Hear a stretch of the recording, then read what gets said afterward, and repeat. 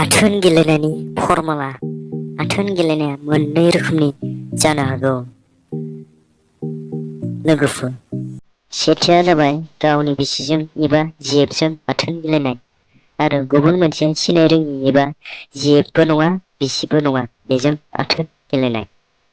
जोङो दिनैनि भिडिअ'आव सेथि एबा गावनि जेब एबा बिसिजों माबोरै आथोन गेलेनो हायो बेनि सोमोन्दै जों सावरायगोन।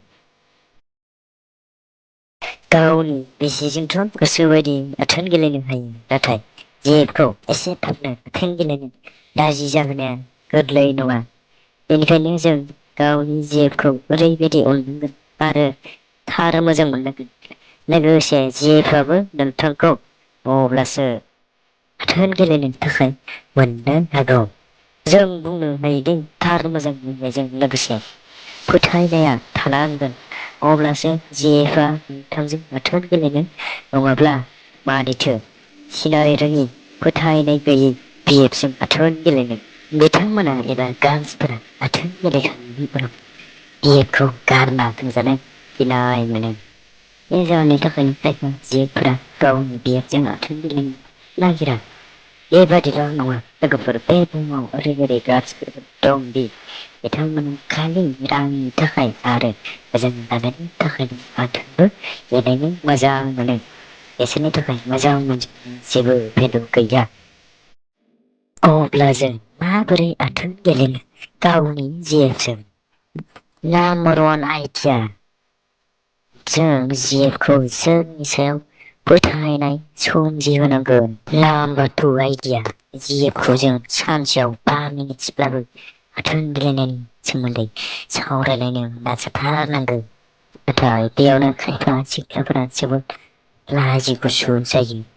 बेफोरनि सोमोन्दै रायज्लायनो जोबोद लाजियो। नोंथाङा बे लाजिनायखौ खारहोनो नाजानांगौ। नाम्बार 3 आइडिया, फिउचार बानायनांगौ।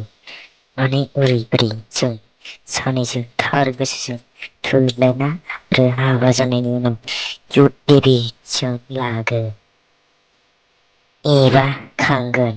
नोंखौ आं मुंदांखा समायना जायगाफ्राव बेरायहैनो लांगोन, जोबोर मोजां, एबा नोंनि फेभारेट फिथाइ सामथाइ जानाय लोंनायफोरखौ जाहोनो नाजाथारगोन।